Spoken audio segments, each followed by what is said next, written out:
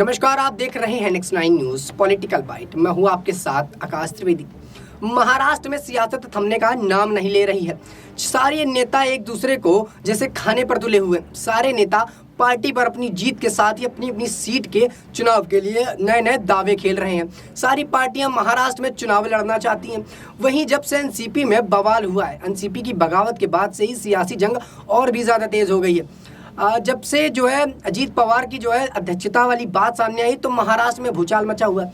वहीं इस बीच शिवसेना के जो है चीफ उद्धव ठाकरे ने देवेंद्र फडणवीस पर एक कथित टिप्पणी की थी। वो अपने बयान में दे रहे थे और बयान में उन्होंने देवेंद्र फडणवीस पर टिप्पणी कर दी, जिसके बाद से महाराष्ट्र की सियासत पर एक और नया भूचाल आता हुआ नजर आ रहा है। देवेंद्र फडणवीस ने जो है बहुत तेज गुस्से में आकर एक बयान दिया है, जिस पर वो कहते हैं कि किस तरह से वो जो है उद्धव ठाकरे इनके मजाक बनाते हैं। ये ठीक नहीं है। चुनावी जीत है, आप अपने दम पर जीतिए। एक दूसरे का मजाक बनाने की कोई ज़रूरत नहीं है। एनसीपी में जब से बगावत हुई है तब से ही महाराष्ट्र में सनसनी मची हुई है। 2024 के लोकसभा चुनाव आने वाले हैं, तो सारी पार्टियां कहीं ना कहीं ये चाहती हैं कि जीत उनकी हो।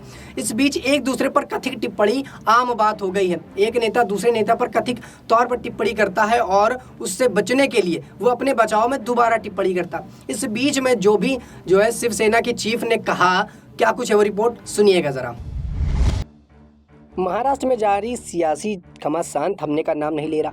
एनसीपी की बगावत के बाद महाराष्ट्र की गठबंधन सरकार के नेताओं और विपक्षी दलों में जुबानी जंग का अब राज्य में पूर्व सीएम जो है उद्धव ठाकरे के देवेंद्र फडणवीस वाले बयान पर टिप्पणी की थी, जिससे ज़्यादा बवाल मचा हुआ। उद्धव ठाकरे ने सोमवार यानी कि 10 जुलाई को देवेंद्र फडणवीस के गृह क्षेत्र में नागपुर में एक जनसभा में कहा है कि देवेंद्र फडणवीस की स्थिति इतनी विचित्र हो गई है कि असहनीय है और इसे शब्दों में बयां करना मुश्किल है। एक बार फिर उन्होंने कहा था कि मैंने फिर से आऊँगा, लेकिन वह अपने साथ 2 और लोगों को लेकर आए।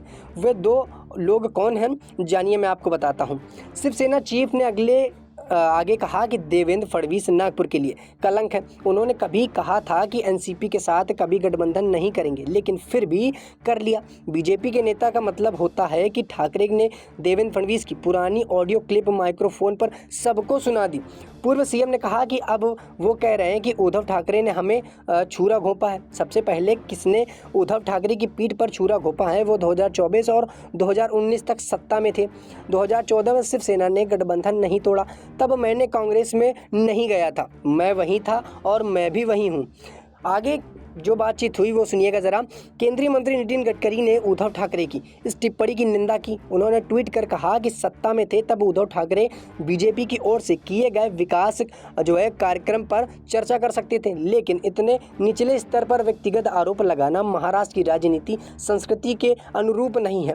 आगे उद्धव ठाकरे ने कहा कि उप मुख्यमंत्री देवेंद्र फडणवीस को लेकर दिए गए बयान के बाद नागपुर में भारतीय जनता युवा मोर्चा के कार्यकर्ता भी विरोध जताते हुए उद्धव ठाकरे के पोस्टर फाड़े। कुछ पोस्टर पर उद्धव ठाकरे के चेहरे पर कालिक भी पोती गई। सुना आपने? तो दर्शकों, क्या ये मान लिया जाए कि जिस प्रकार से चुनाव नजदीक आ रहे हैं, सारी पार्टियों में लड़ाई मचती नजर आ रही है। पार्टियों से जो है नेताओं का दल बदल होना कोई बड़ी बात नहीं, लेकिन इस बार जब से 2024 के लोकसभा चुनाव के सत्र शुरू हुआ है तब से हंगामा सा मचा हुआ है। इससे पहले कभी इतना ज़्यादा हंगामा नहीं देखा गया। दर्शकों, आपको बता दें, पिछले कई चुनावों में इस प्रकार के जो है बातें सामने नहीं आई, लेकिन जब से इस बार 2024 के लोकसभा चुनाव आने हैं, पता नहीं पार्टियों को क्या ही हो गया। सारी पार्टियां एक दूसरे की जो है टिप्पणी कर रही हैं, एक दूसरे को जो है नीचा दिखा रही हैं। एक पार्टी जीतना चाहती है तो दूसरी पार्टी चाहती है कि उससे भी ज़्यादा बड़ी जीत हासिल हो।